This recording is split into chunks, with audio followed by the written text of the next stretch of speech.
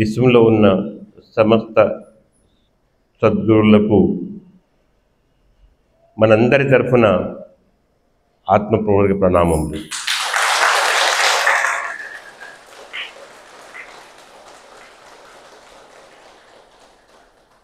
బ్రహ్మశ్రీ సుభాష్ పత్రిజీ గారికి ధ్యానం పరిచయం చేసినటువంటి మహాధ్యాని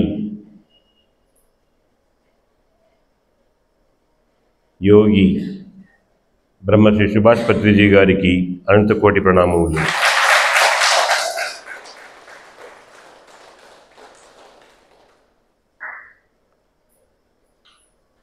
ఈరోజు ఏరువాక పౌర్ణమి.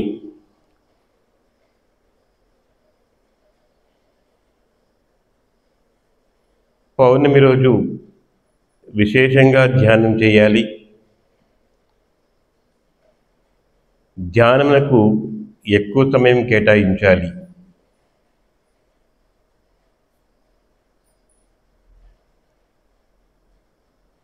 ఆరు బయటి ధ్యానం అద్భుతంగా ఉంటుంది.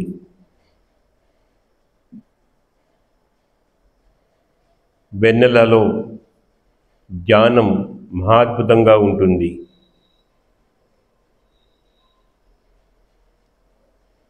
స్థిరత్వం ఏర్పడుతుంది. పౌర్ణమి రోజు అత్యంత శక్తి మనకు ప్రకృతి నుంచి లభిస్తూ ఉంటుంది. సో ఈ విషయం చాలాసార్లు మనం చెప్పుకున్నాం.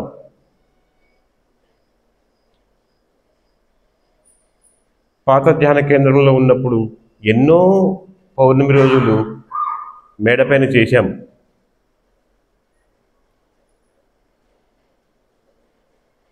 మళ్ళీ మనకు ఆ అవకాశం రావాలి. 4 గోడల మధ్య కాకుండా 6 బయట ధ్యానం చాలా త్వరగా ఆ సాధకునికి స్థిరత్వాన్ని ఇస్తుంది.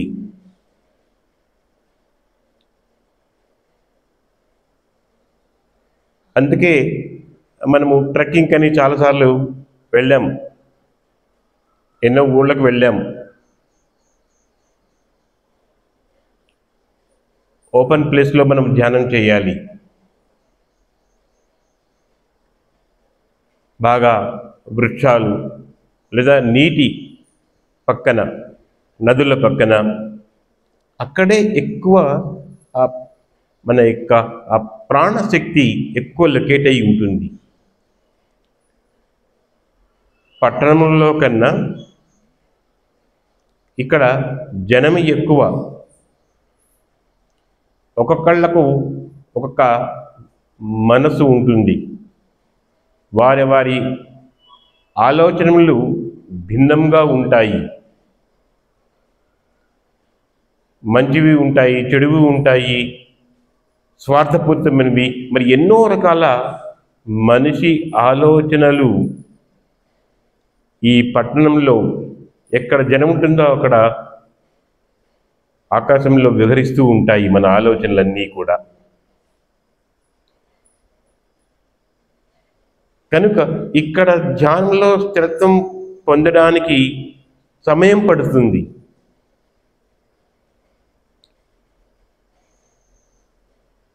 మంచి కన్నా చెడు త్వరగా ఎంటర్ అయిపోతుంది. మనము కూడా అంతే. ఒక సత్యమును త్వరగా స్వీకరించలేము. అసత్యాన్ని, అబద్ధాన్ని త్వరగా నమ్మేస్తాం. అసత్యమును, అబద్ధమును, అజ్ఞానమును త్వరగా నమ్ముతాం. వాటి వైపు త్వరగా ఆకర్షితులమవుతాం. అందుకే ఆయా వాటికి అత్యంత ఆదరణ ఉంటుంది.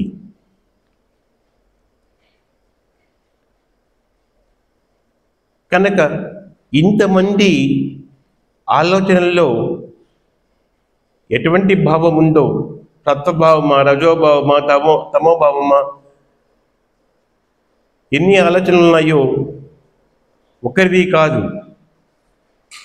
ధ్యానం చేసేవాడు కొంతమంది అయితే భోగాల వైపు వెళ్ళే వాళ్ళే అనేక మంది ఉంటారు.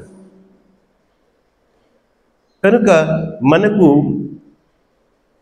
పట్టణాలలో జనసాంద్రత ఎక్కువగా ఉన్న ప్రదేశము కన్నా అలాగా కొండల మీద, చలియేళ్ళ దగ్గర, వృక్షాలు దండిగా ఉన్న చోట, వెన్నెలలో ధ్యానము త్వరగా స్థిరత్వాన్ని ఇస్తుంది.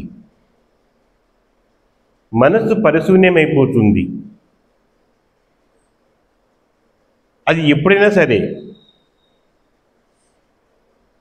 అది పౌర్ణమైతే ఇంకా ప్రశస్తం అన్నమాట. మరి మనము ఈ మధ్య ఎక్కడికి వెళ్ళటం లేదు. మీరు నాకు అవకాశం ఇవ్వటం లేదు. వెళదామని ఉన్నా మీరు నాకు అవకాశం ఇవ్వటం లేదు అనుకుంటాను.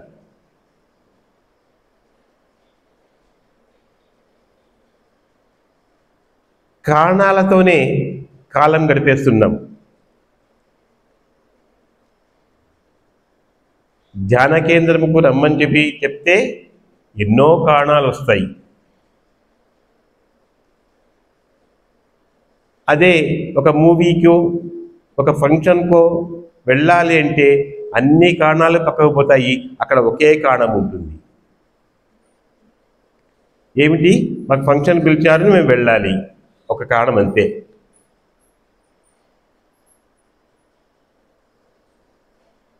ధ్యానం కేంద్రంకు రావడం అన్నది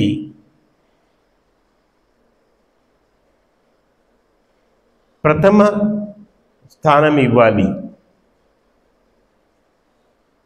నేను మేడం ఎన్నో సందర్భంలో ఎంతోమంది ఫంక్షన్కు ఇన్వైట్ చేసిన వాటిని వదిలేసి ధ్యాన కేంద్రంకి వచ్చిన రోజులు చాలా ఉన్నాయి.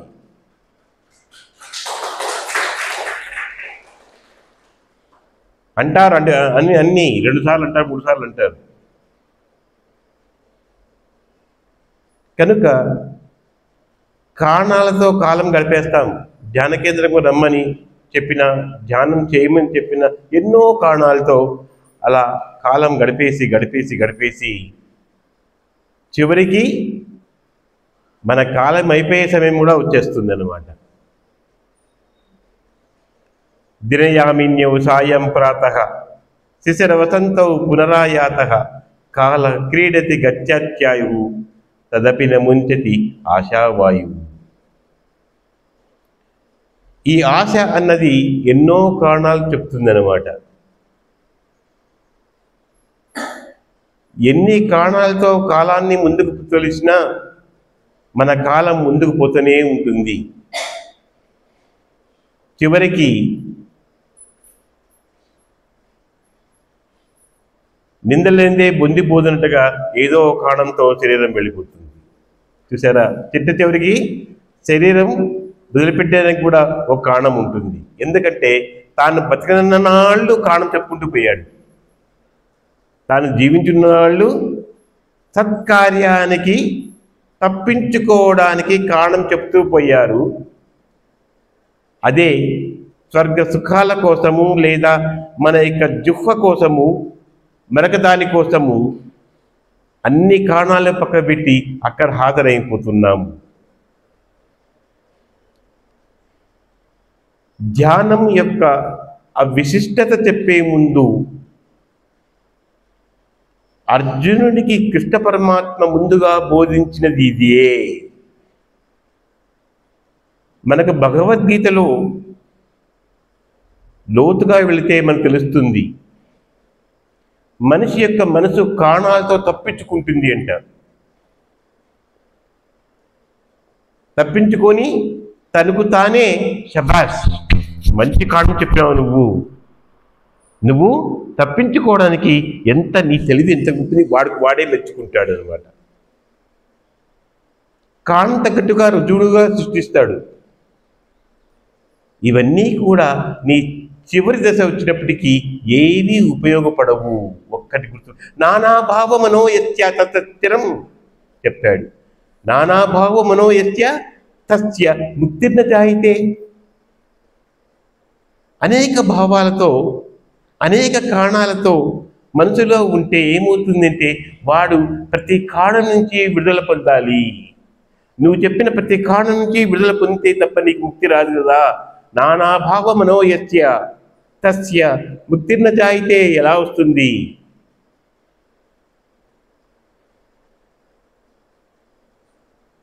ఏకభావం పరబ్రహ్మ మనసా పశ్యంతి యోగినః అని చెప్పాడు. ఏకభావం పరబ్రహ్మ మనసా పశ్యంతి. మనసులో ఒక్క భావమే చూస్తూ ఉండాలి. యం యోగినః యోగులకు ఎప్పుడూ కూడా ఒక్క భావమే ఉంటుంది. భోగులకు రోగులకు నానాభావాలు ఉంటాయి. ఇప్పుడు ఇంత స్పష్టంగా చెప్పడం జరిగిందో. ఏకభావ రూపం పశ్యంతి మనసా పశ్యంతి యం యోగినః నానాభావ మనోయస్య తస్య ముక్తిర్న జాయితే. మనం వెతుకుంటున్నాము. మన యొక్క పునర్జన్మ కోసము మనమే కారణాలన్నీ వెతికి ఆ కారణాన్ని అక్కడ పెట్టేస్తున్నాం, ఖచ్చితంగా పెట్టేస్తున్నాం. నువ్వు ఎన్ని కారణాలు చెప్పుకుంటూ యోగంకు దూరం అవుతూ ఉంటావో ఆ ప్రతి కారణానికి నీకు ఒక జన్మ వస్తూనే ఉంటుంది. ఈ జన్మలో ఏమాత్రం ఉన్నావు, నెక్స్ట్ జన్మలో ఏమాత్రం ఉంటావో. కనుక మన భావాలు అనేక భావాలతో ఉన్నాం. ఒక్క యోగి అనేవాడు ఒక్క భావంతోనే ఉంటాడు. ఏకరూపం పరబ్రహ్మ మనసా పశ్యంతి యం యోగినః. మనం ఎన్ని భావాలతో ఉన్నాము. అలాగే దేవుళ్ళ రూపంలో కూడా ఎన్నో భావాలతో ఉన్నాము. శివుడు అంటే ఒక భావము, సరస్వతి అంటే ఒక భావము, లక్ష్మి అంటే ఒక భావము, కృష్ణుడు అంటే ఒక భావము. ఇలా అనేక దేవుళ్ళ రూపాలతో అనేక భావాలతో ఉన్నాము. వాడికి ఎలా వస్తుంది ముక్తి? మనకు ఆ దేవుళ్ళ రూపాలన్నీ కూడా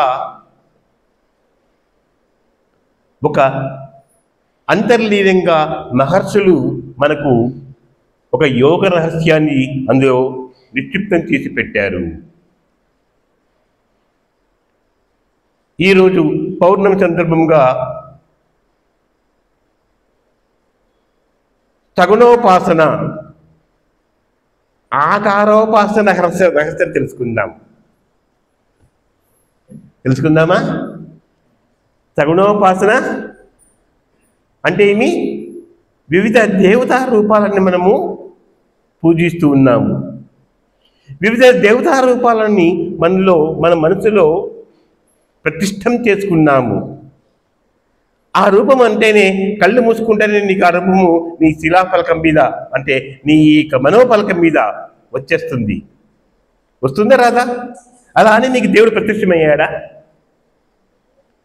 రాముడు అంటే ఒక రూపం వస్తుంది, కృష్ణుడు అంటే ఒక రూపం వస్తుంది, శివుడు అంటే ఒక రూపం వస్తుంది, దుర్గా అంటే ఒక రూపం వస్తుంది, హనుమంతుడు అంటే ఒక రూపం వస్తుంది, గణేషుడు అంటే ఒక రూపం వస్తుంది. ఇలా ఎన్నో రూపాలు మనలో, ఎన్నో రూపాలు. ప్రతి రూపము ఒక భావాన్ని ఇస్తుంది నీకు, ప్రతి రూపము ఒక కారణాన్ని ఇస్తుంది. రూపము అనేక రూపాలతో ఉన్నావు. కనుక నానాభావమనో యస్య తస్య ముక్తిర్న జాయితే. ఇన్ని భావాలతో ఉంటే నీకు అన్ని భావాల నుంచి బయటపడితే, ప్రతి భావం నుంచి అన్ని తీసేస్తూ పోతేనే నీకు మనకు జన్మరహస్యం అనేది వస్తుంది. ఈరోజు తెలుసుకుందాం. ఈయన ఎవరు?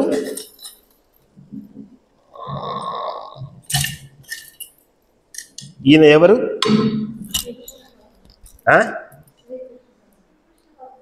కృష్ణ పరమాత్మ. చాలా క్లాప్స్ ఇవ్వండి. బాగా కనుక్కున్నారు, అద్భుతంగా కనుక్కున్నారు. చాలా బాగుందా? ఎలా ఉంది? బాగుందా లేదా? దాన్ని చెప్పడానికి ఏమి ఇందులో మీకు ఏం కనబడుతోంది? ఏం కనబడుతోంది?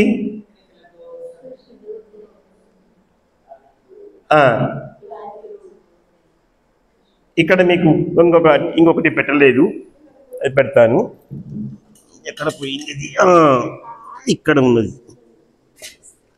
ఓకే, ఈరోజు సగుణోపాస రహస్యాన్ని ఛేదించేస్తాం. ఇంటికి పోవాలని ఎవరైనా లేచినారంటే తంతాను పట్టుకుని ఒకరిని.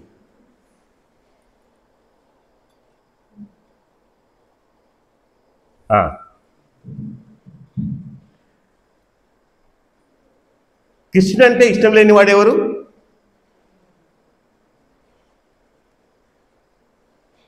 అందరికీ ఇష్టమే. మీరు కృష్ణుని ప్రేమిస్తున్నారా? కృష్ణ తత్వాన్ని ప్రేమిస్తున్నారా? అబద్ధం చెప్పకండి. కృష్ణ తత్వాన్ని ప్రేమిస్తూ ఉన్నట్లయితే ఈ రూపం చేస్తానే మీరు కృష్ణుడు అని చెప్పి ఉండేవారు కాదు.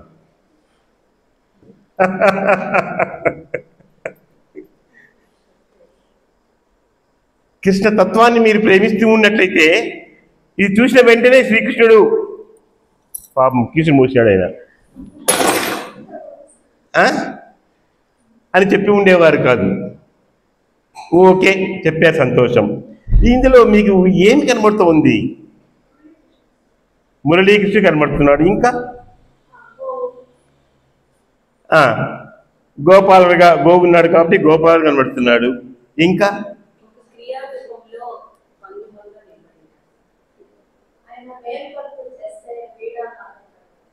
ఇంకా ఓ చక్రం ఉంది.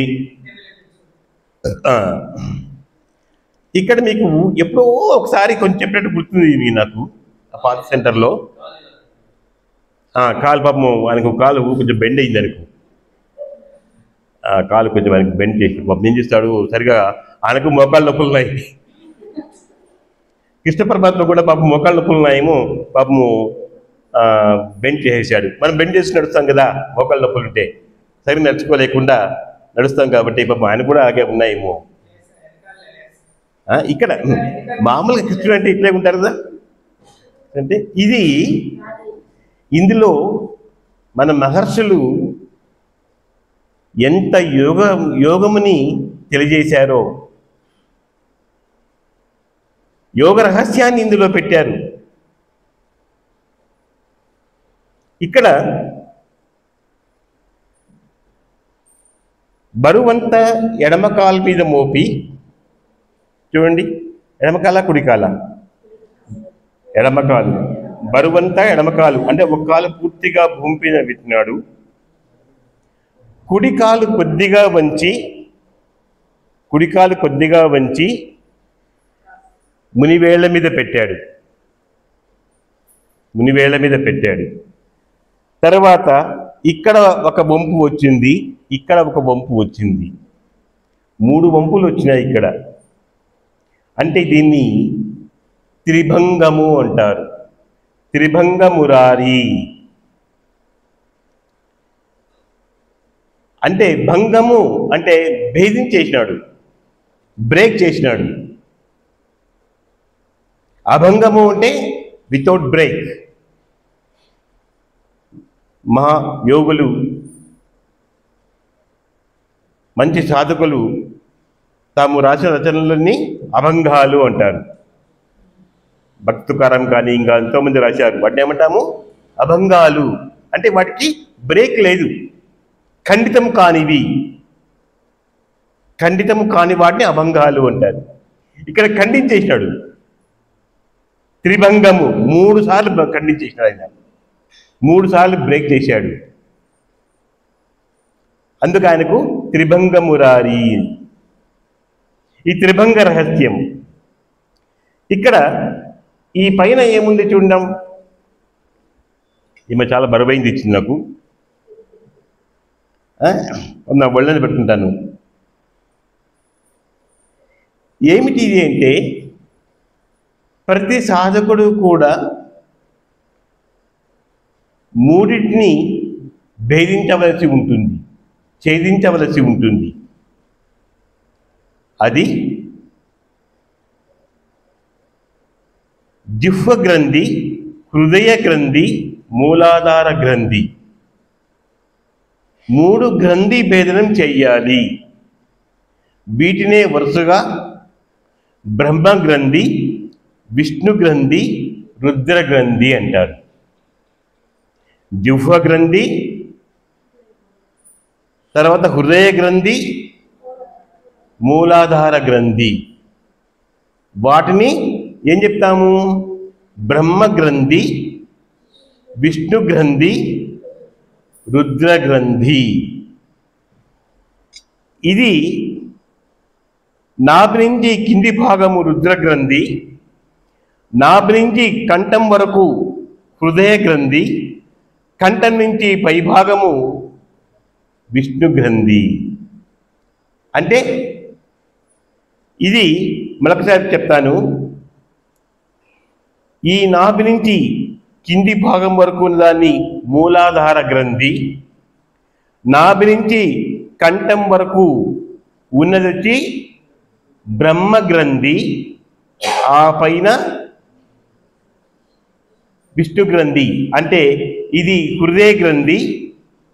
హృదయ గ్రంథిని విష్ణు గ్రంథి అంటాము. నీకు అర్థమవుతుంది? మళ్ళీ చెప్తాను. 3 గ్రంథులు ఉన్నాయి. విద్యతే హృదయ గ్రంథి, ఛిద్యంతే సర్వ సంశయ, క్షీయంతే శాస్త్రకర్మాణి తస్మిన్ దృష్టి బరాబరే అని చెప్తారు. విద్యతే హృదయ గ్రంథి. ఎప్పుడైతే హృదయ గ్రంథిని బ్రేక్ చేస్తామో అప్పుడు అనేక భావాలన్నీ వెళ్ళిపోతాయి, అనేక అనుమానాలు వెళ్ళిపోతాయి. ఛిద్యంతే సర్వ సంశయ, అన్ని సంశయాలు వెళ్ళిపోతాయి. బ్రహ్మ గ్రంథి, విష్ణు గ్రంథి, పైన బ్రహ్మ గ్రంథి, ఇది విష్ణు గ్రంథి హృదయం. అందుకే విష్ణువుకు యోగుల హృదయంలో ఉన్నాడు చెప్తారు. మనకు శాంతాకారం, భుజగశయనం, పద్మనాభం, సురేశం, విశ్వాధారం, గగన సదృశం, మేఘవర్ణం, శుభాంగం, లక్ష్మీకాంతం. శుభాంగం లక్ష్మీకాంతం, కమలయనయనం, యోగి హృదయాన గమ్యం. యోగుల హృదయంలో ఉన్నవాడు. ఇలాగా 3 గ్రంథుల భేదనం అనేది ప్రతి సాధకునికి సాధ్యమవుతుంది. ఎప్పుడు ఈ 3 గ్రంథులు భేదిస్తాడో 3 గుణాలకు అతీతుడైతాడు. 3 గుణాలకు ప్రతీకలు. ఎలాగంటే రజోభావ స్థితో బ్రహ్మ, రజోభావ స్థితో బ్రహ్మ, సత్వభావ స్థితో హరి, రుద్రభావ స్థితో అంటే క్రోధభావ స్థితో రుద్ర, త్రయోదేవా త్రయోగుణా అంటారు. ఏంటి? రజోభావ స్థితో బ్రహ్మ. బ్రహ్మ ఎవరో కాదు, రజోభావమే. సత్వభావ స్థితో హరి, సత్వభావనం ఎవరు? హరి. క్రోధభావ స్థితో రుద్ర, మనలో క్రోధం అది రుద్రుని సంకేతం. త్రయోదేవ త్రయోగుణ, ఈ 3 గుణాలే 3 దేవతలు. ఈ 3 ఛేదించిన వాడు యోగి. అదే హృదయాన గమ్యం. మరి ఈయనకు పైన నెమలి పింఛం ఉన్నది. నెమలి ఉంది కదా, నెమలి పింఛం ఉన్నది. ఈ నెమలి ఈకకు పైన ఆ కన్ను కూటస్థానికి ప్రతీక. ఇది కూటస్థం, ఇది త్రికూట పర్వతం. ఈ కూటస్థానికి ప్రతీక. ఎప్పుడు 3 భేదం చేస్తాడో ఇది ఈ రూపము ఓంకార క్రియ అంటారు. దీన్ని ఓంకార క్రియకు ప్రతీకం. ఓంకారం ఎలా ఉంటుంది? ఇలా రాస్తాం కదా, మనము ఇలా రాసి ఇలా పెడతాం. ఆ ఓంకారానికి ప్రతీక ఇది అనమాట ఈ రూపం. అంటే మహర్షులు యోగత్వ సిద్ధిని ఈ రూపంలో చూపించారు. మనము రూపాన్నే చూస్తూ ఉన్నాం. ఆవిడ నిద్రపోతూనే ఉన్నది.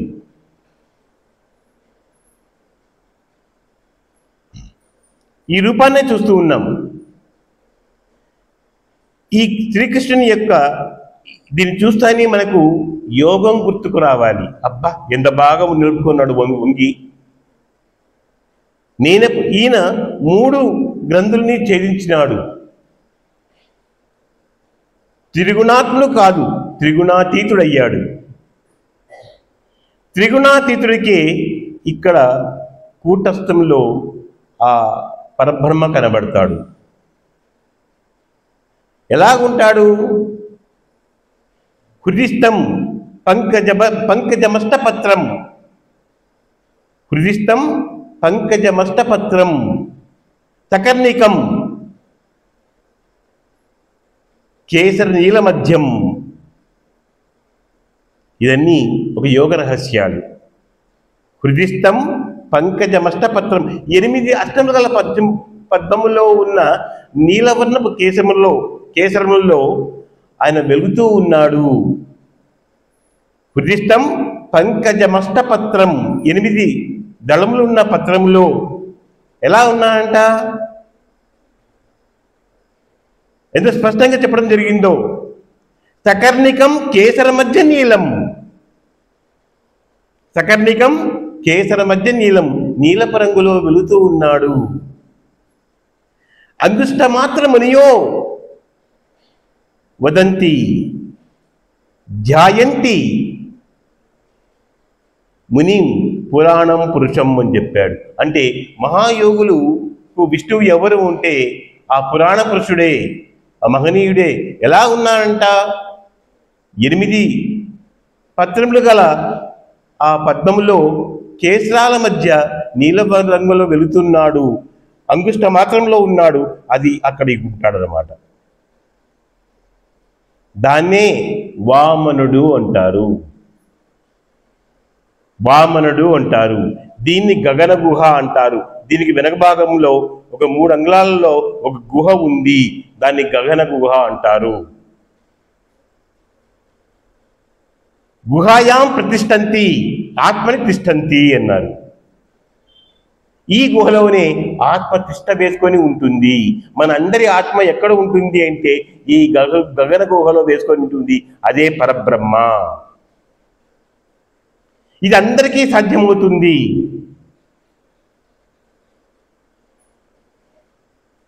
బ్రహ్మస్య తత్వం ఇతం గుహాయాం, గుహాయాం ఇతం బ్రహ్మశాస్త్రం అన్నారు.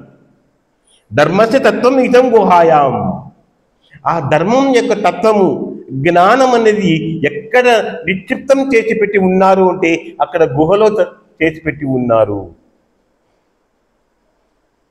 ఈ గుహలోనే మన జ్ఞానమంతా దాగి ఉంది. నానా భావాలు తీసుకుపోయి అక్కడ పోతే ఏమవుతుంది? ఆ గుహలోకి రాని తన్ని బయటికి పంపిస్తారు.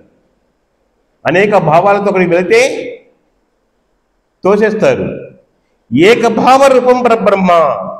ఒక్క భావంతో వెళ్ళిన వాడే ఎం యోగినో, వాడే యోగినికి. కనుక ఇక్కడ వాడు ఆ వామనుడు నీలవర్ణంలో వెళుతుంటాడు. అంగుష్ట ప్రమాణంలో ఇంత ఉంటాడు. బొటన వేలిలో సభాగమంతా నిత్యము వేలాడుతుంటాడు నీలవర్ణంలో. అందుకే ఈరోజు నీలవర్ణం వేసుకొచ్చాను. వెళుతూ ఉంటాడు. దాన్ని చెప్పాడు, రథేచ వామనం దృష్ట్వా పునర్జన్మ విద్యతే. ఈ రథంలో ఉన్న వామనుని ఇక్కడ దర్శించుకుంటే వాడికి జన్మ లేదు. ఇక్కడున్న వామని దర్శించుకోవాలి అంటే అనేక భావాలతో, అనేక ఆలోచనలతో, భిన్న భావాలతో ఉంటే ఎలా నువ్వు దర్శించుకుంటావు? ఏకరూపం పరబ్రహ్మ మనసా పశ్యంతి యం యోగినః. యోగులన్న వాళ్ళు ఒక్క రూపంతోనే, ఒక్క భావనతో ఉంటారు. ఆ భావమే పరబ్రహ్మ భావం. అది నాలోనే భావంతో ఉంటారు. వాళ్ళు యోగ సాధన చేస్తున్నప్పుడు అన్నీ భేదించి చేసుకుంటూ పోతాడు. వామనుడు ముల్లోకాలను తీసేసుకున్నాడు కదా. వాముడు తీసుకున్నాడా? ఎవరు తీసుకున్నారు? వాముడే తీసుకున్నాడు. ఎవరు? బలిచక్రవర్తి ఇచ్చాడు. ఒక పాదము భూమి ఆక్రమించినాడు, రెండవ పాదం మొత్తం ఆకాశం ఆక్రమించాడు, మూడో పాదం నా నెత్తిన పెట్టాయ స్వామి అన్నాడు. అంటే నాభి నుంచి కింద భాగము పాతాళము, నాభి నుంచి కంఠం వరకు మర్త్యలోకము, కంఠం నుంచి పైభాగమున ఊర్ధ్వలోకాలు, అన్ని లోకాలు ఆక్రమించేశాడు. అంటే మీ సాధకుడు తన సాధనలో పాతాళ, మర్త్య, ఊర్ధ్వలోకాలు అన్నీ దాటిపోయి వైకుంఠాన్ని చేరుకుంటాడు, ఆకాశ స్థితికి చేరుకుంటాడు, మహాసుని స్థితికి చేరుకుంటాడు, ఆ వామునిలోకి వెళ్ళిపోతాడు. నువ్వు వామునుడు అయినప్పుడే ఇవన్నీ సాధ్యమవుతుంది. నువ్వు వాముని దర్శించుకోవాలి. ఎప్పుడు వాముని దర్శించుకుంటావో అప్పుడు నీకు అద్వైత సిద్ధి నీకు కలుగుతుంది. అంతవరకు ద్వైతంలోనే ఉంటాం మనము. ద్వైతంలో ఉన్నంత వరకు అనేక భావాలతో ఉంటుంది. ఇక్కడ మురళి ఉంది, ఈయన మురళి వాయిస్తున్నాడు కదా. మరి ఈ మురళికి ఎన్ని చిల్లులు ఉంటాయి?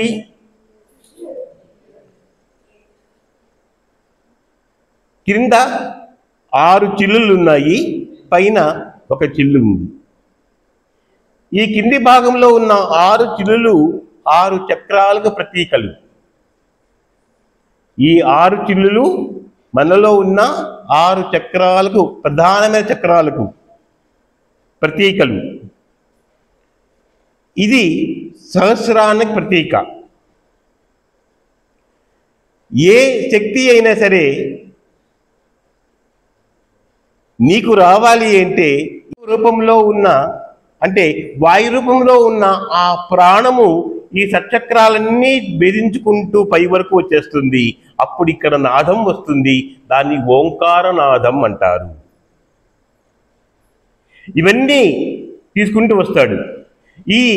ఇది వచ్చి మన యొక్క సుషుమ్న, మన యొక్క వెన్నుపూస, మన యొక్క వెనుపాము అంటాం కదా. వెనుపాము కానీ వెనుపూస కానీ మరొకటి కానీ, ఇందులో సుషుమ్న నాడి ద్వారా మనకున్న ఈ 6 చక్రాల భేదనం జరిగిపోతుంది. తర్వాత తను సహస్రాస్థితి చేరుకుంటాడు. ఇక్కడి నుంచి ఇక్కడికి ఎంత గ్యాప్ ఉంది చూడండి. ఇక్కడి వరకు 6 చిల్లులు ఉన్నాయి, 6 రంధ్రాలు ఉన్నాయి. ఇక్కడికి వెంటనే ఉందా? మధ్యలో గ్యాప్ ఉంది. అంటే మనకు ఈ కంఠం వరకు 6 స్థితులు ఉన్నాయి. మూలాధార, స్వాధిష్టాన, మణిపూరక, అనాహత, విశుద్ధ, ఇవన్నీ ఉన్నాయి. తర్వాత ఇక్కడ ఏమైంది? ఆజ్ఞ ఇక్కడికి వచ్చేసింది. కానీ ఈ ఆజ్ఞా చక్రం కూడా శూన్య భావంలోనే ఉండిపోయింది అన్నమాట. ఇక్కడి నుంచి ఇక్కడికి 5, 6 ఉన్నాయి. కానీ 6 నుంచి 7కి, ఈ 6వ భావం నుంచి 7కి శూన్యస్థితి. ఇది వైకుంఠం.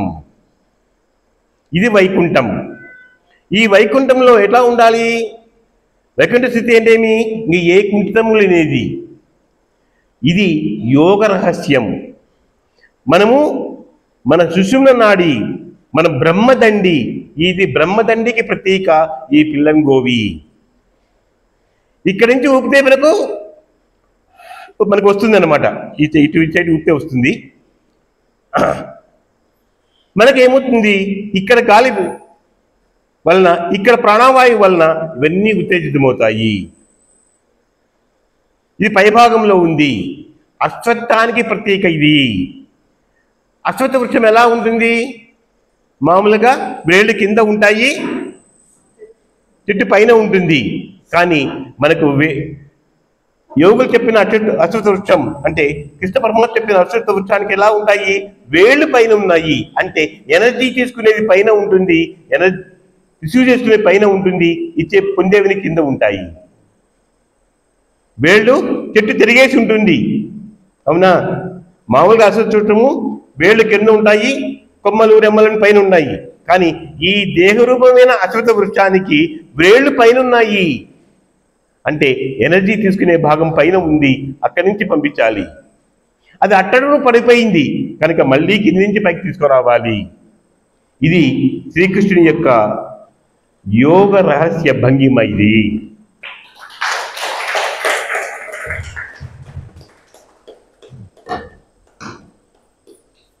చూసిన వెంటనే మీరు శ్రీకృష్ణ అని చెప్పారు. కృష్ణ తత్వంలో ఉంటే మీకు రూపం కనబడదు. తర్వాత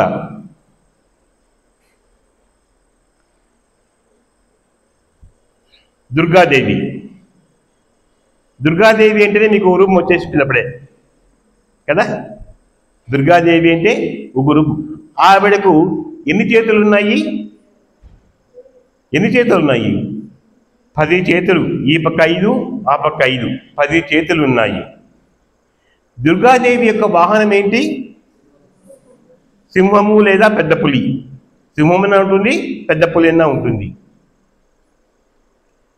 మరి ఆ దుర్గాదేవి ఆ రూపం యొక్క అంతరార్థం ఏమిటి? అది కూడా ఒక యోగ రహస్యమే. యోగులు అందరికీ సులభంగా అర్థం కావడానికి అలాగా రూపాలలో చెప్పారు. అలా రూపాలని చూపించి ఇది యోగ రహస్యం అని చెప్పారు. ఒకప్పుడు చెప్పేవాళ్ళు యోగ రహస్యము, అది అలా చెప్పేవాళ్ళు వెళ్ళిపోయినారు. కాలగర్భంలో అందరూ వెళ్ళిపోయారు, మహాయోగులు వెళ్ళిపోయారు. చివరికి పండితులు మాత్రమే నిలబడి ఆ రూపాలను మాత్రమే మనం పట్టుకొని ఉంటున్నామంతే. యోగం పక్కకు పోయింది, క్రియ పక్కకు పోయింది, ఆ రూపం మాత్రమే మనము రూపాన్ని కొలుస్తూనే ఉన్నాము. 10 చేతులు 10 ఇంద్రియాలకు ప్రతీకలు. 10 చేతులు ప్రతి ఇంద్రియాలు, 10 ఇంద్రియాలు. ప్రతి ఇంద్రియము ఒక శక్తి, గుర్తుపెట్టుకోండి. మనకున్న 10 ఇంద్రియాలు, కర్మేంద్రియాలు, జ్ఞానేంద్రియాలు, ఇవి ఒక్కొక్క ఇంద్రియము ఒక్కొక్క మహాశక్తిని సృష్టిస్తుంది. అందుకే 10 చేతుల్లోనూ ఒక్కొక్క చేతిలో ఒక ఆయుధం ఉన్నట్టుగా చూపిస్తారు. లేదు, 5 ఇంద్రియాలు, 5 ప్రాణములు. ఇంద్రియాలకు ప్రతీకలుగా చేతులు లేదా ప్రాణానికి ప్రతీకలుగా 5 ప్రాణములు, 5 ఉప ప్రాణములు ఉన్నాయి. 5 ప్రాణములు ప్రాణ, అపాన, ఉదాన, సమాన, వ్యాన. 5 ఉప ప్రాణములు నాగ, కూర్మ, క్రకర, దేవదత్త, ధనంజయ. నాగ, కూర్మ, క్రకర లేదా క్రక్కుల అంటారు. కుర్కుర లేదా క్రకల, దేవదత్త, ధనంజయ. ఈ 5 ప్రధానమైన ప్రాణాలు, 5 ఉప ప్రాణాలకు ప్రతీకలే 10 చేతులు.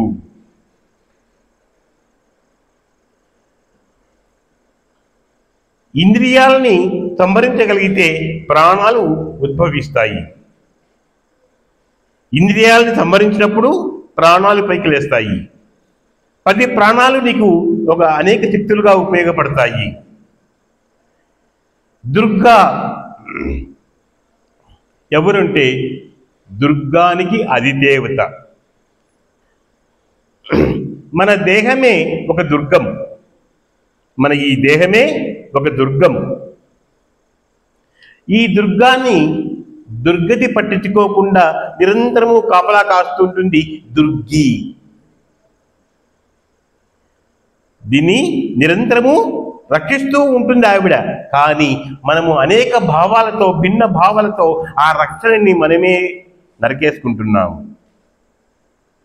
మనమే కట్ చేసుకుంటున్నాము. నవద్వారే పురే దేహి అన్నారు. నవద్వారే పురే దేహి. ఈ 9 ద్వారములు, 9 ద్వారాలు గల ఈ పురానికి అధిదేవత దుర్గాదేవి. ఆవిడకి 10 చేతులు ఉన్నాయి, 10 ప్రాణములతో ఆవిడ ఎప్పుడు స్థిరంగా ఉంటుంది. ఇది యోగ రహస్యం. మరి ఆవిడకు కింద కూర్చొని ఉంటుంది ఒకటి, ఏమిటి? సింహము. ఆయన వాహనము సింహము, పెద్ద పులి. సింహం కానీ పెద్ద పులి కానీ క్రోధానికి ప్రతీక. క్రోధం కన్నా ముందు కామానికి ప్రతీక. గుర్తుపెట్టుకోండి, ఆమె సింహ వాహనమైంది, పెద్ద పులి వాహనమైంది అంటే మనలో ఉన్న కామానికి ప్రతీక. ఆమె దాన్ని చంపలేదు, వశము చేసుకుంది. దుర్గాదేవి సింహముని కానీ పెద్ద పులిని కానీ చంపిందా? ఏం చేసింది? దాని మీద ఎక్కి స్వారీ చేసింది. అంటే అవి ఆమె వశమైనాయి. కామం ఆమె వశమైపోయింది, ఆ దుర్గకు వశమైపోయింది. దాన్ని చంపలేదు, అది ఉండాలి. అంటే సృష్టి కార్యానికి కామం ఉండాలి, ఎంత కావాలనో అంత ఉండాలి. తర్వాత ఆవిడ ఎవరిని చంపింది? మహిషాసుని చంపింది. మహిషాసుర మర్దిని. మహిషము అంటే దున్నపోతు. మహిషము అంటే దున్నపోతు. దున్నపోతు క్రోధానికి ప్రతీక. ఆవిడ దేని చంపింది? క్రోధాన్ని చంపింది. సాధకుడు తన దేహంలో ఉన్న ఆ దుర్గాదేవి మన ఆత్మ, మన ప్రాణం, ప్రధానమైన ప్రాణం. ప్రాణ, అపాన, ఉదాన, సమాన ఈ 5 కూడా సేవకులే ప్రధానమైన ప్రాణానికి. పంచ ప్రాణాలు కూడా ప్రధానమైన ప్రాణం కాదు, అవి సేవకులే. ఈ సేవకులు మరి సేవకులు ఉన్నారు, ఉప ప్రాణములు. ఇదంతా యోగ రహస్యం దర్శించి అర్థం చేసుకోండి. మీకు ఎక్కడా దొరకదు, ఇటువంటి వివరణ మీకు ఎక్కడ దొరకదు. మీకు అర్థం చేసుకోండి. అనేక భావాలు విడనాడండి. ఆవిడ మహిషాసుర మర్దిని అయింది. మనం ఏం చేస్తున్నాము అంటే అది గొప్పగా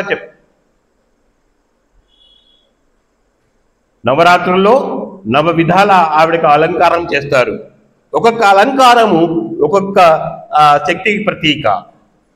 ఒక్కొక్క అలంకారము ఒక్కొక్క శక్తి ప్రతీక. ఒక్కొక్క అలంకారము ఒక్కొక్క ఫలితానికి ప్రతీక. ఒక్కొక్క అలంకారము ఒక యోగత్వానికి ప్రతీక. ఈసారి దసరా నవరాత్రుల్లో మనము ధ్యాన నవరాత్రులు మళ్ళీ చేసుకుందాం.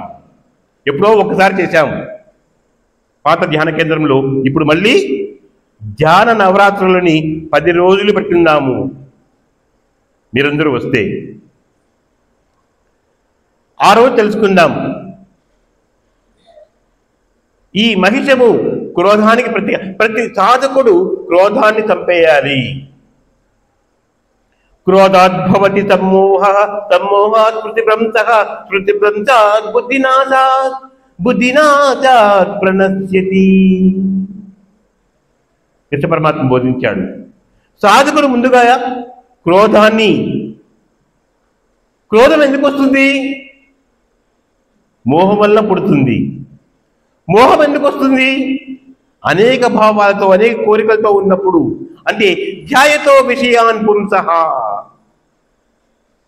అనేక విషయాల మీద ధ్యానమించే ధ్యాయతో ధ్యానం చేస్తూ ఉంటాడు. చేయవలసిన ధ్యానాన్ని వదిలిపెట్టి ఆ ధ్యానం చేస్తూ ఉంటాడు. ధ్యాయతో విషయాన్ పుంసః సంగస్తేషూపజాయతే, సంజాయితే కామ, దానివల్ల కామం పెరిగిపోతుంది. ఎప్పుడు తీరకపోతుందో క్రోధం పెరిగిపోతుంది. కామం అంటే సెక్స్తో పాటు కోరికలు కూడా, అనేక కోరికలు, అనేక వాటి మీద కోరికలు, అనేక భిన్న భావాలను కూడా కామం అంటాము. తనకు లేని దాన్ని ఉన్నది ఊహించుకోవడం కూడా కామమే. ఉన్నదాన్ని మరింత రెట్టింపు చేయాలనుకున్నది కూడా కామమే. కనుక ధ్యాయితో విషయాన్ని, మనం విషయాల్ని ధ్యానం చేస్తున్నామే తప్ప ధ్యానం నిర్విషయమనః అనేది మర్చిపోయాము. దేని ధ్యానం చేస్తున్నాము? విషయాలను ధ్యానం చేస్తున్నాము. కానీ ధ్యానం అంటే ఏంటి? ధ్యానం నిర్విషయమనః, అది మర్చిపోయాం. మనస్సులో ఏ విషయాలు లేకుండా చేయడమే ధ్యానం అంటే. మనము దాన్ని మర్చిపోయి అన్ని విషయాలు మనసులో ఉంచుకోవడమే ధ్యానం అనుకొని అన్ని విషయాల్ని మనసులో ఉంచేసుకుంటున్నాం. అందుకే ధ్యానంలో అందరికీ అనేక ఆలోచనలు వస్తున్నాయి. ఎంతసేపు కూర్చున్నా, ఎన్ని సంవత్సరాలకు ధ్యానం చేసినా నాకు ఇంకా ఆలోచనలు వస్తూనే ఉన్నాయి సార్ అని నాకు ఫోన్లు వస్తూనే ఉంటాయి. దాన్ని ఏం చేస్తాను? ఏకభావం లేదు, ఏక రూపం లేదు, భిన్న రూపాలు. ఒక్కొక్క దేవుడికి ఒక్కొక్క రూపంతో మనము అనేక భావాలతో ఉన్నాము. ఎప్పుడు అనేక భావాలతో ఉంటావో అనేక విషయాలు ఇందులోకి ఎంటర్ అవుతాయి అనమాట. మా దేవుడు గొప్ప, మీ దేవుడు గొప్ప, చిల్లర దేవుళ్ళే గొప్ప వాళ్ళు అయిపోతారు. గొప్పమైన ఈ ప్రాణాన్ని మర్చిపోతున్నాము. కనుక క్రోధాన్ని చంపాలి. జాయితే విషయాన్ని పుంస సంగతేషు జాయితే, సంజాయితే కామ, కామాత్ క్రోధో జాయితే. ఆ కామం ఏం చేస్తుంది? దాన్ని చంపకపోతే ఏమవుతుంది? కామాన్ని చంపకపోతే క్రోధాన్ని పెంచేస్తుంది. క్రోధాన్ని చెప్పకపోతే క్రోధాద్భవతి సమ్మోహ, ఆ క్రోధం వల్ల మరింత మోహం పెరిగిపోతుంది. ఏది వద్దు అనుకుంటామో దాన్నే చేస్తాము. ఏది వద్దు అనుకుంటే దాన్నే చేయడం అంటే దాని మోహము అంటాం. గుర్తుపెట్టుకోండి, వద్దు అన్నదాన్ని కోరుకోవడమే మోహం, కావాలన్నది పొందాలనుకోవడమే మోహం. ఇలాంటి మోహంతో మనము అనేకంగా గోతిలో పడిపోతున్నాం. కామాత్ క్రోధపి జాయితే క్రోధోద్భవిత మోహ సమ్మోహాత్ స్మృతి బ్రహ్మ. ఆ మోహం వల్ల ఏమవుతుంది, వానికి స్మృతి భ్రమించిపోతుంది. తను ఏం చెప్తున్నాడు, ఏం మాట్లాడుతున్నాడు, ఏం చేస్తున్నాడు తెలియకుండా స్మృతి భ్రంశాత్ బుద్ధినాశాత్. ఈ స్మృతి ఎప్పుడైతే భ్రంశం ఏమవుతుందో వాడి బుద్ధి సర్వనాశం అయిపోతుంది. బుద్ధి నాశాత్ ప్రణశతి, వాడి జీవితము పూర్తిగా సర్వనాశనం వాడు చేసుకుంటున్నాడు. కనుక మై డియర్ మాస్టర్స్, దుర్గాదేవి మహిషాసుని చంపింది అంటే మనిషిలో ఉన్న ఆ క్రోధమే మహిషము. మన మనిషిలో ఉన్న క్రోధ, కోపం, ఈ లోపము, ఇవన్నీ కూడా అన్ని 6 కలిస్తే, అషడ్వర్గాల 6 కలిస్తే ఒక దున్నపోతు. మనందరి వాహనం ఎవరు ఉంటే దున్నపోతే. ఏమండి, మనందరి వాహనం ఎవరు? ఆవిడ చంపేసింది, మనం చంపలే. మనము దున్నపోతు మీద తిరుగుతున్నామా, మన మీదే దున్నపోతు వస్తుందా? దున్నపోతు మీద పోతే పర్వాలేదు, ఓ మరి మనం వశమైంది అనుకోవచ్చు. అలా కాదు, అదే మన మీద వెళ్తోందన్నమాట. అందుకే అనేక కోపాలు, తాపాలు, గలాటలు, కొట్లాటలు ఇంకెక్కడ వశం చేసుకుంటున్నాము? ప్రతి ఇంట్లో జరుగుతున్నవే ఇవి, ప్రతి ఒంట్లో జరుగుతున్నవి ఇవే. కనుక దుర్గాదేవిని చూసినప్పుడల్లా మీకు మనసులో ఇది రావాలి, ఈ జ్ఞానం గుర్తుకు రావాలి. 10 చేతులు ఉన్నాయి, 10 ఇంద్రియాలని ఆమె వశం చేసుకుంది, 10 ప్రాణాలని వశం చేసుకుంది, క్రోధాన్ని చంపేసింది అనేది మీకు మనసులో గుర్తు రావాలి. అంతేగాని ఆ రూపాన్ని ఓం దుర్గాయమా, ఓం దుమ్ దుర్గాయనమా, దుమ్ దుర్గాయనమా అని మనము ఇక్కడ రావాలి. దుమ్ దుర్గాయనమా అని బయట అనుకుంటే ఏం ఉపయోగం లేదు. ఆ తర్వాత దుర్గాదేవి పక్కనే మరొకరు ఉన్నారు. మనకు ఇంట్లో చాలాగా వ్యాపార స్థలాల్లో కానీ ఇంట్లో కానీ ఒక పటం ఉంటుంది. ఏముంటుంది అక్కడ? ఆ పటంలో అందరి దేవతలు అమ్మవారు వేస్తారు. దుర్గాదేవిది, లక్ష్మీదేవిది, శివుంది, తర్వాత సుబ్రహ్మణ్య స్వామిది, సరస్వతీదేవి అన్ని వేస్తారు కదా. మీరు వ్యాపారం చూసి రాకండి, చాలామంది వ్యాపార స్థలాల్లో ఇవే ఫోటోలే ఉంటాయి. ఇవన్నీ యోగత్వానికి ప్రతీకలు, యోగానికి చిహ్నాలు. ఇవన్నీ కూడా ఈ రూపాలు. కానీ ఆ రూపాలనే మనం దేవుళ్ళుగా చేసుకుంటున్నాము. అంతేకాని ఆ యోగముని మనం అనుభవించాలా, మనం సాధించాలా అని మనం అనుకోవటం లేదు. ఇప్పుడు దుర్గాదేవి అయిపోయింది, నెక్స్ట్ లక్ష్మీదేవి చూస్తాం. లక్ష్మీదేవి అంటేనే మనకు ఎంత ఆనందమో, ఎంత ఇష్టమో, అవునా? ఆవిడ ఎలా ఉంటుంది? కమలవాసిని కదా, ప్రశాంతంగా ఉంటుంది. సాధకుడు నిశ్చలావస్థకి చేరుకున్నప్పుడు, తన కూటస్థంలోకి వెళ్ళినప్పుడు అతనికి లక్ష్మీ ప్రాప్తి జరుగుతుంది. గుర్తుపెట్టుకోండి, ధనము పోదు, ధనము వస్తుంది. మూర్ఖులు ధ్యానం వల్ల ధనము పోతుంది, అన్నీ పోతాయి అని చెప్పిన వాళ్ళు నువ్వు సరిగ్గా చేయటం లేదు అర్థం. నీకు ఎప్పుడు ఎంత కావాలనో అంత వస్తుంది, నీకు రాకుండా ఉండదు. ఎక్కడ ఉన్నా నీకేం కావాలనో వస్తుంది, లక్ష్మీ ప్రాప్తి కలుగుతుంది.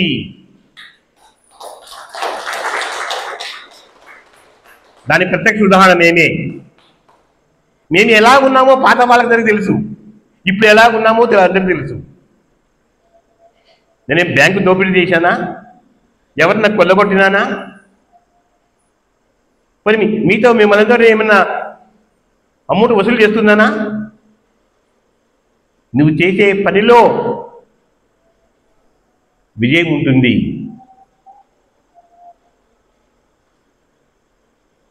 యోగ కర్మసు కౌశలం. ఎప్పుడు మనం యోగం చేస్తూ ఉంటామో మన పనిలో విజయం వస్తుంది. నీకు ఎప్పుడు ఎంత కావాలో అంత వస్తుంది, అంతేగాని నీ కోట్లు కోట్లు ఇంటూ ఉండాల్సిన అవసరం లేదు. లక్ష్మీ ప్రాప్తి అంటే అదే. మరీ ఎక్కువైతే ఏమవుతుంది? గుడ్లగూబ అయిపోతాడు. లక్ష్మీదేవి వాహనం ఏంటి? గుడ్లగూబ. మహర్షులు ఎంత బాగా పెట్టారు చూడండి. ఎక్కడన్నా లక్ష్మీదేవి గుడ్లగూబ మీద పోయిందా? ఎప్పుడు చూసాము మనం? మరి ఎందుకు లక్ష్మీదేవి గుడ్లగూబ పెట్టారు? మనం లక్ష్మీదేవిని పూజిస్తామే కానీ గుడ్లగూబని పూజిస్తామా? అది ఇంట్లోకి వస్తేనే అరిష్టం అంటాం. గుడ్లగూబ ఇంట్లోకి వస్తేనే అరిష్టం, అది అరిస్తేనే అరిష్టం. గుడ్లగూబ అరిస్తేనే అనిష్టం. మరి ఆవిడ అధిరోహించిన లక్ష్మి మాత్రం మనకు కావాలి. ఎట్లా? లక్ష్మీ ప్రాప్తి కలిగినప్పుడు వాడికి గుడ్లగూబ స్థితి రాకూడదు. గుడ్లగూబ దివాండము. దివాండము అంటే దానికి పగలు కంటి కనబడదు, పగలు కళ్ళు కనబడవు,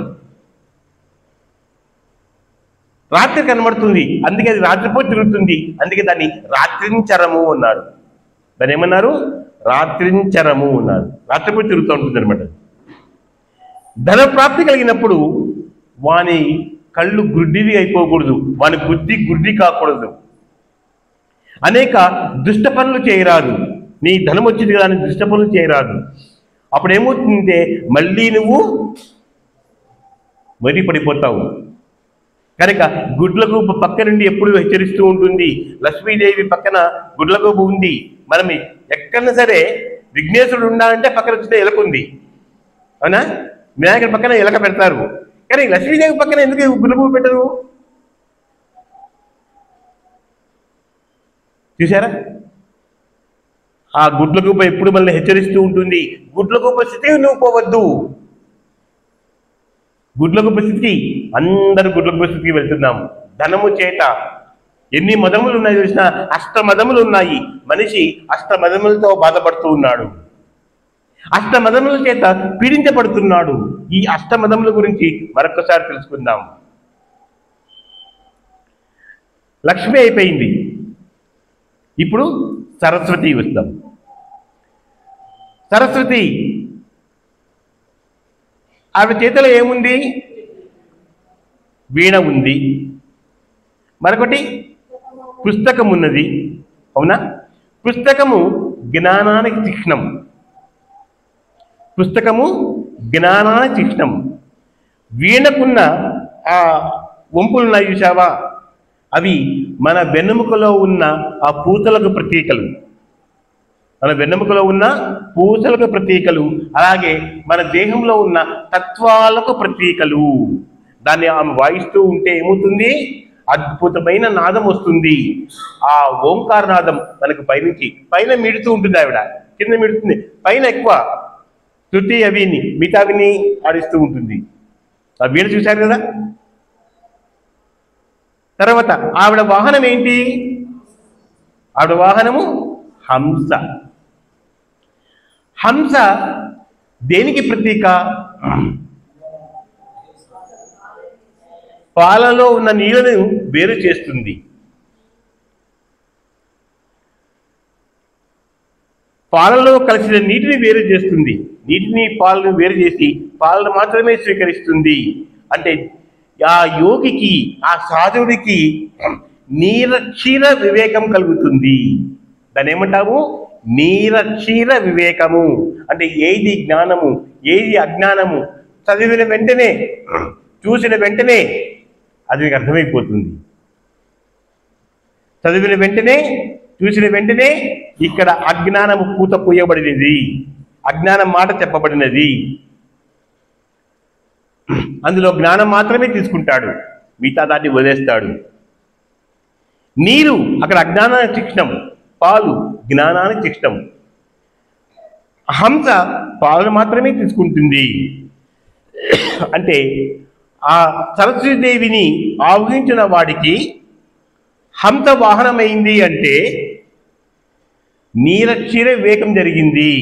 ఎప్పుడు నీరక్షీర వివేకం జరుగుతుందో అదే అదే శంకరాచార్య చెప్పాడు, నిత్యానిత్య వివేక విచారం జాప్య సమేత సమాధి విధానం కులోదానం బదవనం చెప్పాడు శంకరాచార్య వారు. ఏమని చెప్పాడు? ఏమని చెప్పాడు? నిత్యానిత్య వివేక విచారం. ఎప్పుడు కలుగుతుందంటే నిత్య విచారం? ప్రాణాయామం, ప్రత్యాహారం. ప్రాణాయామం చేయాలి, ప్రత్యాహారంలో ఉండాలి. ప్రత్యాహారంలో ఉండాలంటే ప్రకృతికి అనుకూలంగా ఉండాలి. నువ్వే ప్రకృతిగా మారడమే ప్రత్యాహారం అంటే, గుర్తుపెట్టుకోండి. ఇది సింపుల్గా చెప్తున్నాను. ప్రకృతి విరుద్ధంగా ఉంటే అప్రత్యాహారం, ప్రకృతికి అనుకూలంగా ఉంటే సహజ సిద్ధంగా ఉంటే, సహజ సిద్ధంగా అంటే తనకు తాను పుట్టినది, తనకు తాను ఉద్భవించేది. దాన్ని సహజం కర్మ కౌంతేయ అని కృష్ణ పరమాత్మ చెప్పాడు. సహజ కర్మ అంటే ఎవరి ఫోర్స్ లేకుండా తనకు తానుగా జరుగుతున్న దాన్ని న్యాచురల్ అంటారు. అలా న్యాచురల్గా ఉండడమే ప్రత్యాహారము సాధువులు సాధించాలి. ఆ ప్రత్యాహారం ఎలా వస్తుందంటే ప్రాణాయామం వల్ల మాత్రమే వస్తుంది. ప్రాణాయామం మర్చిపోతున్నాం. ప్రాణాయామం, ప్రత్యాహారం, నిత్యానిత్య వివేక విచారం, జప్య సమేత సమాధి విధానం, కురు అవధానం, మహదవధానం. బాగా చెయ్యి, ఏకాగ్రతతో చెయ్యి. కురు అవధానం, అవధానం అంటే ఏకాగ్రత, కురు అంటే చెయ్యి, మహదావధానం అంటే మహా ఏకాగ్రతతో చెయ్యి అర్థం. కనుక నీరక్షీర వివేకం వచ్చిన తర్వాత కూడా అతను ఇంకా అద్వైతంలోకి వచ్చినాడు, ఇంకా ద్వైత స్థితిలోనే ఉంటాడు. మరి ఆ పక్కనే ఎవరున్నారు? తర్వాత కుమారస్వామి ఉన్నాడు. కుమారస్వామిని ఏమంటాము? కార్తికేయుడు అంటారు. అవునా? కుమారస్వామికి కార్తికేయుడు ఉంటారు. కుమారస్వామి వాహనం ఏంటి? నెమలి. ఆ నెమలికి ఈక ఉన్న కన్ను త్రికూటానికి ప్రతీక. వాడు త్రికూటధారి అయిపోయాడు. త్రికూటధారి వాడేమిటి? త్రికూటధారి. అటువంటి వ్యక్తిని త్రిచక్ర శకటాకారి అంటారు. మామూలుగా అయితే ఆటోని మూడు చక్రాల దాన్ని త్రిచక్ర శకటము అంటాము. ఇక్కడ కింద 3 వదిలేసేయండి, ఆ పై 3 వేసి త్రికూటం చేరుకున్నాడు. త్రికూటధారి.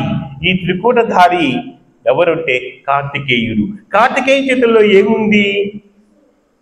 బిల్లు ఉంది, అమ్ము ఉంది. అమ్ము అంటే ఏమి? బాణము, బిల్లంబులు. అమ్ము అంటే బాణము, బిల్లు అంటే మన ఇట్లా ఉంపు తిరిగింది కదా, ధనస్సు. బాణము మన శ్వాసకు ప్రతీక, మన శ్వాసకు బాణం ప్రతీక, బాణం మన శ్వాసకు ప్రతీక. విల్లు మన దేహానికి ప్రతీక. మన శ్వాస అంటే స్థిర శ్వాస. గుర్తుపెట్టుకోండి, దేవతా రూపాలన్నీ కూడా యోగులు మనకు ఎంతో అద్భుతంగా చూపించారు, మనం మర్చిపోయాము. మన శ్వాస అంటే స్థిర శ్వాస, అంటే స్థిర ప్రాణము ఒక బాణము, స్థిర ప్రాణము ఒక బాణము. మన దేహము ఒక విల్లు. ఈ వింటిలో ఆ బాణమును సంధించి వదిలిపెట్టేశాడు. వదిలిపెట్టి ఒక అసురుని చంపినాడు. కార్తికేయుడు ఎవరిని చెప్పినాడు? కార్తికేయ అంశ కూడా, ఆయన జననం కూడా ఒకరి సంహారం కోసమే జరిగింది. తారకాసురుని చంపాడా?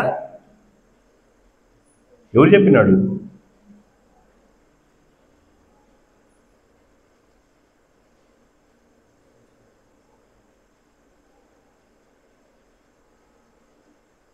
ఎవరు గుర్తులేదా?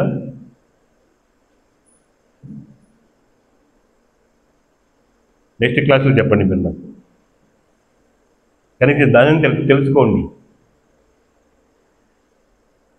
ఎప్పుడు ఈ విధంగా మన శ్వాసని సంతానం చేసి ఈ విండిలో సాధన చేసి కూటస్థానానికి చేరుకొని ఉంటాడో అటువంటి వాడిని కార్తికేయుడు. ఈయన దేవసేనాధిపతి. కార్తికేయుడు ఎవరి సేన? దేవతల సేన. అంటే మన దేహంలో ఉన్న 33 కోట్ల దేవతలకు ఆయన అధిపతి. 33 కోట్లు నిజంగా ఉన్నారా అంటే దానికి మరొక యోగమైనటువంటి అర్థం వేరే ఉంది, అది మళ్ళీ తెలుసుకుందాం. ఇంతమందికి ఆయన అధిపతి అయినాడు. ఎలా అయినాడు దేవతలకు అధిపతిగా ఆయన అంటే ఇక్కడికి చేరుకున్నాడు. ఇంకా చివరిగా వీళ్ళందరిపైన ఒకరున్నారు, మహాదేవుడు. ఎవరు? మహాశివుడు. వీళ్ళందరిపైన ఉన్నాడు ఆయన, మహాశివుడు. మరి ఆ మహాశివుడికి వాహనం ఏంటి? ఎద్దు. మహాశివుడికి వాహనం ఎద్దు. ఎద్దుకు ఎన్ని కొమ్ములున్నాయి? 2 కొమ్ములున్నాయి. ఏంటి 2 కొమ్ములు? మన యొక్క ఇడానాడి, పింగళ నాడి, ఈ 2 నాడులే 2 కొమ్ములు. ఈ 2 కొమ్ముల మధ్య ఒక బుడిప ఉంటుంది, గుర్తించారా? ఆ బుడిప సుషుమ్న కిందికి వస్తుంది అన్నమాట. ఆ ఎద్దుకు 4 పాదాలే, ధర్మానికి ఉన్న 4 పాదాలు, ఎద్దుకున్న 4 పాదములు. మరి శివుడి యొక్క ఆయుధం ఏంటి?